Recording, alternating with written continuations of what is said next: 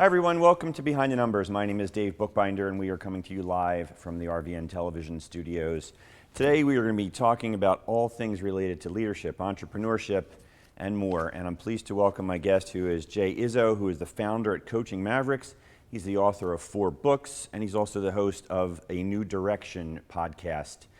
Jay, welcome to Behind the Numbers. Well, thanks for having me on, Dave. Appreciate it. Did I miss anything on your resume? No, I don't think so. You know, coach, author, speaker. Yeah, tell the audience a little bit about who you are and who you serve. Yeah, so I like to call myself a mindset performance coach. And I work with executives, athletes, entrepreneurs, sales teams, and salespeople. I speak around the country, North America reality, talking about a number of things from purpose, finding your purpose to, how to solve communication problems or how to have a better outlook in what you're doing. And that pretty much sums up what my show is about, which is a New Direction, which is interviewing best-selling authors like you on leadership and success. Yeah, and thank you. I was a guest on your show, and it was a lot of fun, even though you pulled me through the keyhole on a certain definition of employee engagement. I will not return the favor here, I promise. But I want to start by, you mentioned mindset coach, and it's fascinating because mindset is such a critical component of everything that we do. There's a quote that goes something like, whether you think you can or you think you can't, you're right, which speaks to mindset. Why don't you talk a little bit about just how important mindset is as leaders, for leaders? Yeah. So Dr. Carol Dweck has done a lot of work on growth mindset, and there's 4 basic mindsets that we take a look at. And another great researcher is Dr. Ryan Gottfredson, who wrote a book entitled Success Mindsets. So mindset, especially growth mindset versus, a fixed mindset, where we believe that we can change, we also believe that other people can change. If we don't have that fundamental belief that other people can grow and change, and we can grow and change, then we're going to become stagnant, and there's only so far you're going to go. So it's critical that we adopt, and notice I'm using the word adopt, because there is a choice in how we choose to think about mindsets. So we have to adopt this mindset that says, I believe I can grow and change, and we do. I mean, if we think about it at some level, as we age, which I hate saying, we're changing. So we are changing agents. But the fact of the matter is I can change the way I think, I can change what I do, I can change the way I feel. I have those choices. So bringing about those mindset changes, adopting that, and as well as, an inward versus outward mindset. Am I going to let that person into traffic, or am I going to just stay still and ignore that they're there, right? Or, an open versus closed mindset. Am I willing to have a soft front and a stiff back? Am I open to receiving, even if I disagree, I'm open to truly listening and trying to understand the other person's perspective?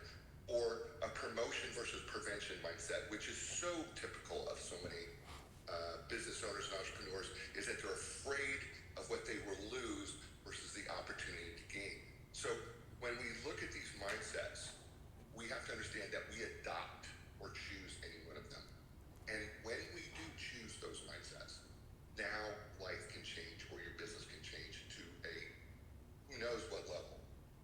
Yeah, and since you're a coach, Jay, I may put you on the spot occasionally here and ask you for some actionable tips for our audience and how they can overcome and deal with certain things. And I may want to do that right here with regard to changing mindset, because it seems like so much of the mindset and the way we approach things is a function of our beliefs, and those beliefs are a function of prior experiences.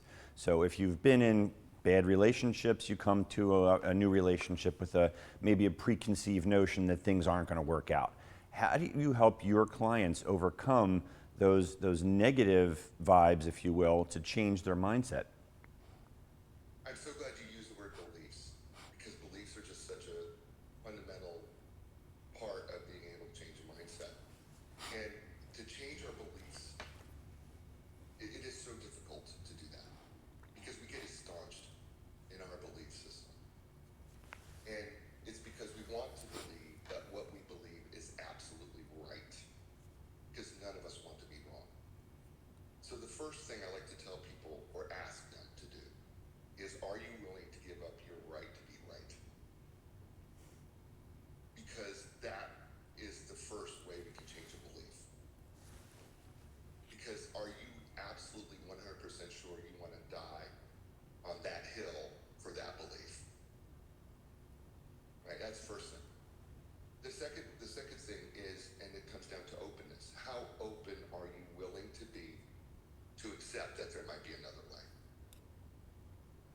Because Yeah. if you can't get past the openness part and you're going to stay closed, then it doesn't matter what I say to you. It doesn't matter what I try to coach you. It doesn't matter what we do. There has to be a level of willingness to be open. Now, how do we get there? Well, one of the things I like to encourage my clients to do is to start with gratitude. Because I find that people who are grateful tend to be growth-oriented, open, outward, and promotional. People who are ungrateful tend to be fixed, closed, preventative, and inward. So gratitude is absolutely key. And one of the ways I like doing this, very simple, is I like to tell people to create a gratitude journal first thing you do when you wake up in the morning. I know it sounds silly. I know it sounds, but I'm telling you it works. You get a gratitude journal first thing in the morning, wake up, write down 5 to 10 things that you're grateful for. And I don't care what they are. I don't care if it's your cup of coffee. I don't care if it's your dog, your cat, whatever. Write them down first thing in the morning. The reason why is you set your day up for openness. Because when we have a gratitude, when we start having gratitude as our basis, now we start looking at the world a little bit differently. And that makes us more open. That makes us more outward. That makes us, look for opportunity. That starts to build growth in ourselves. So we also have to remember that all of this is a choice. And, you're either a victim, right, which means that you have no choice, or you're a victor, which means that you do have a choice on how you will choose to respond. You may not be able to do anything about your circumstances or how they came about you, but you do have a choice of how you want to respond to them. Yeah. And so knowing that you have a choice, knowing that you have gratitude at your disposal, knowing that I can change and do something different, right? That starts to give us the opportunity to start molding our beliefs because, as we're saying, we got to question ourselves going, is what I believe really true? And am I willing to change that? And when we start moving in those 4 areas, then what happens is now we start to change ourselves. Yeah, love that. And gratitude is one of the highest vibrations you can achieve, as opposed to like fear, which is the lower vibration. And I do find it when you start to lead with gratitude, as you say, it changes your perspective right out of the box, because now you're looking for things and recognizing the positives, and it maybe changes that mindset shift the way you just described. I love listening to you, Jay. I love your show. Tell the audience how they can connect with you and where they can find your show. Yeah, you can find my show on any of the podcast players, whether it's Spotify, iTunes, wherever. I think we're over a couple hundred different places you can find us. The show's called A New Direction with Coach Jay, and we're also available some terrestrial radio stations across the country, and we're also on DBTV. So if you find DBTV on your Roku or Amazon Fire Stick or your smart TVs, you can download the app and you can find the show DBTV.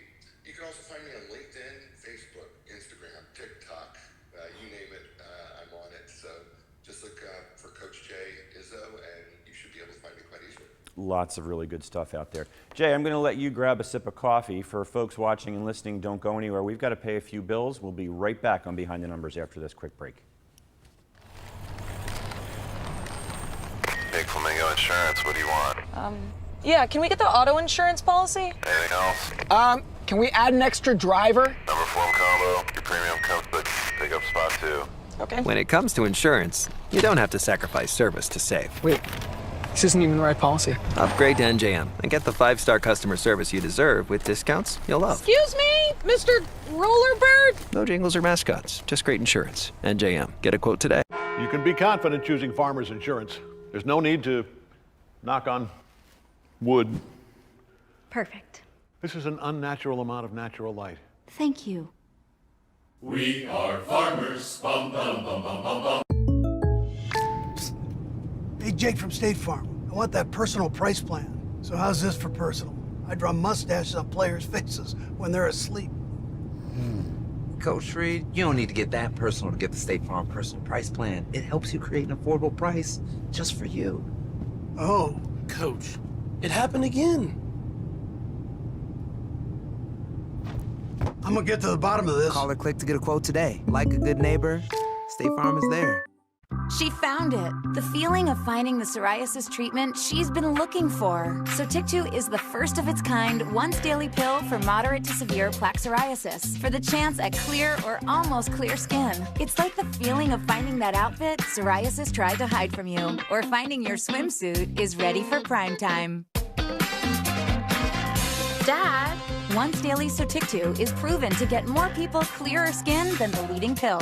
Don't take if you're allergic to Sotyktu. Serious reactions can occur. Sotyktu can lower your ability to fight infections, including TB. Serious infections, cancers including lymphoma, muscle problems, and changes in certain labs have occurred. Tell your doctor if you have an infection, liver or kidney problems, high triglycerides, or had a vaccine or plan to. Sotyktu is a TYK2 inhibitor. TYK2 is part of the JAK family. It's not known if Sotyktu has the same risks as JAK inhibitors. Find what plaque psoriasis has been hiding.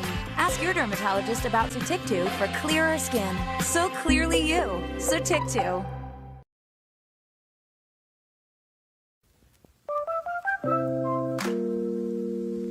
Hi, my name is Dave, and I am Metro. Hi, I'm Andrea. I am Metro. Hi, my name is Josh, and I am Metro. Hi, I'm George. I am Metro. Hi, my name is Joe, and I am Metro. Hi, I'm Mark, and I'm Metro. Hello, my name is Seven, and I am Metro. My name is Chris, and I am Metro.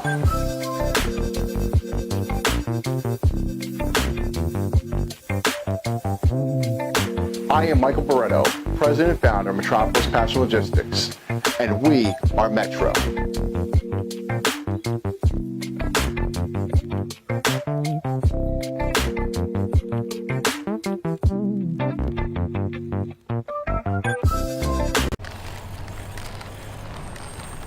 Big Flamingo Insurance, what do you want?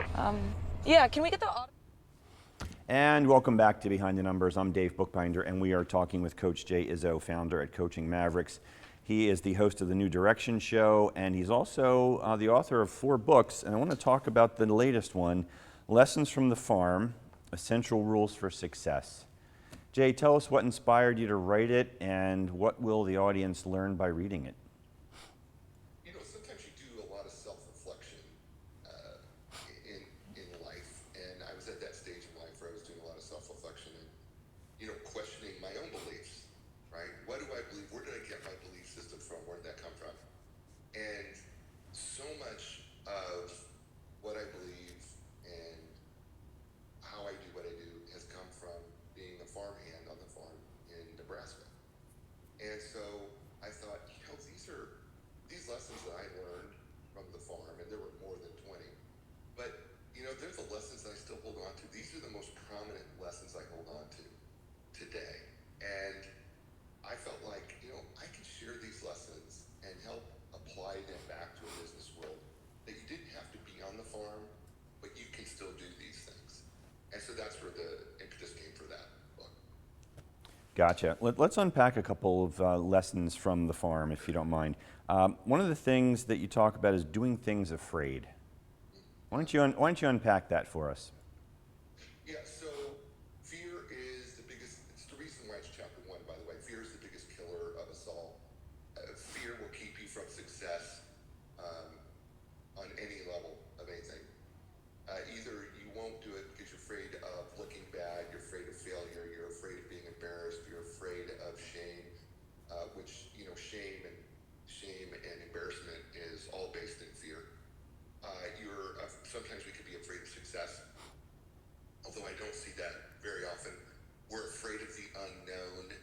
We're afraid of things that somebody else has told us is scary, and we have never experienced them.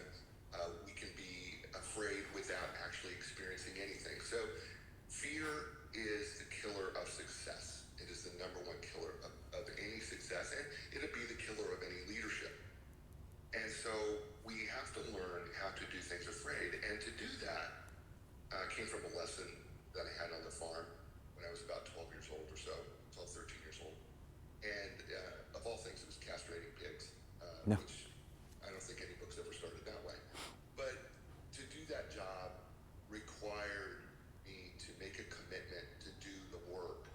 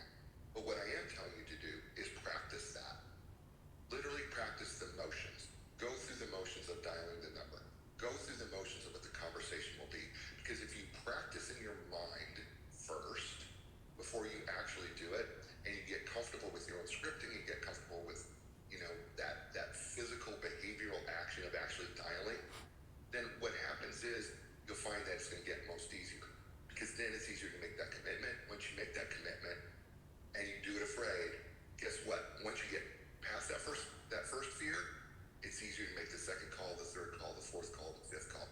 So that's why it's so important to do things afraid, because once you do make it through, now it becomes a challenge. It's not fear anymore. Yeah, just hate to say just push through it, but yeah, find that way, find the mindset to just dive in. But like you said, the visualization piece, the scripted outcome, and maybe somewhere in that script and rehearsal, maybe a positive outcome as you're visualizing, just to help your brain process that and reduce the fear. We'll do both, right? Let's do both, because we fear rejection, right? Yeah. So, people don't want to do this, but I really recommend go ahead and practice rejection. Ah. Practice that. What does that feel like for you? How bad was that really? Is the sun not going to come up because you got rejected? And by the way, was it you, or was it the product or service you're representing that's the rejecting? See, so when we do this in a business world, sometimes our fears are so irrational that we take it personally when it had nothing to do with you, right? And even if it does, and that person doesn't like you, that's okay. Not everybody likes me either. I get it. But practicing the fear of rejection will help you overcome rejection. Yeah, that's a great point. And usually it's never as bad as you imagine it in your own mind. I want to move on here because I want to try and squeeze in as much as I can in the limited time I have with you here, Jay. And you talk about leading with kindness. Yeah. Tell us about that. Our world is not a world that looks very fondly on kindness.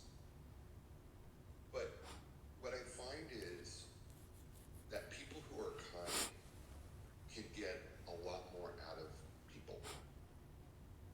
We live in a society sometimes, if you watch TikTok videos or Reels on Instagram, you'll see oftentimes these people get in your face and they want you to do this and this and this, and they feel like that's motivating you.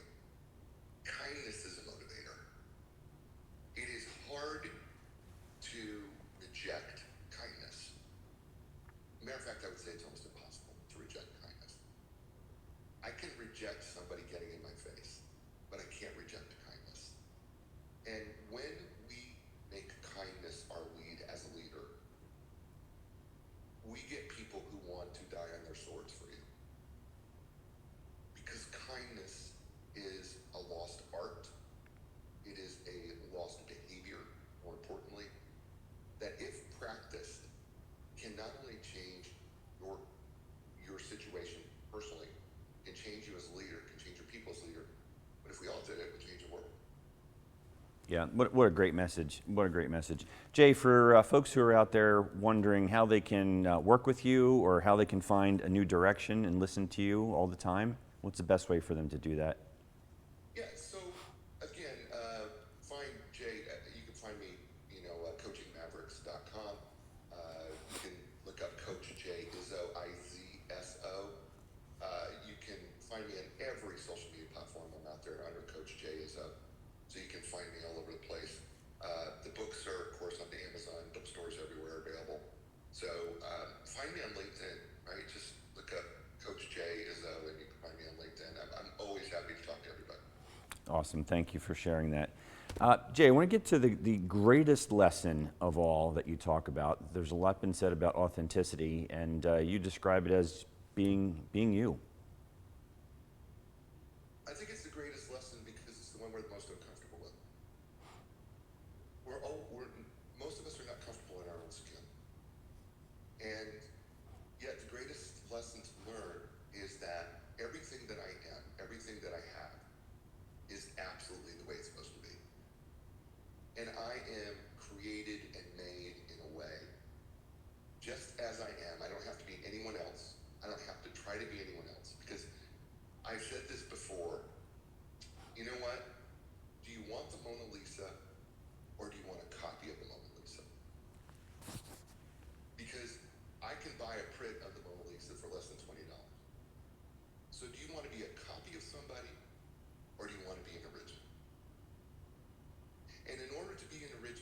why I think it's the greatest lesson, is that when you finally come to the revelation that I am exactly the way I'm supposed to be, and that's really, really great, and that I can work on myself and improve myself and become myself and not going to lose any of my authenticity, that the thing that's going to attract people to me more than anything else is that I am who I am.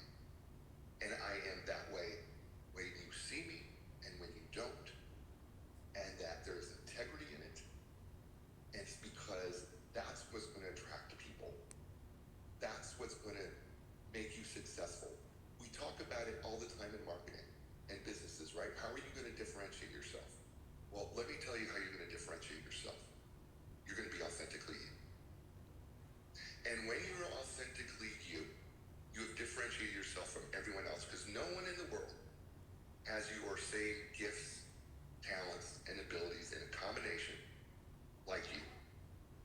And that makes you unique, and that makes you wonderfully made, and it makes you awesome.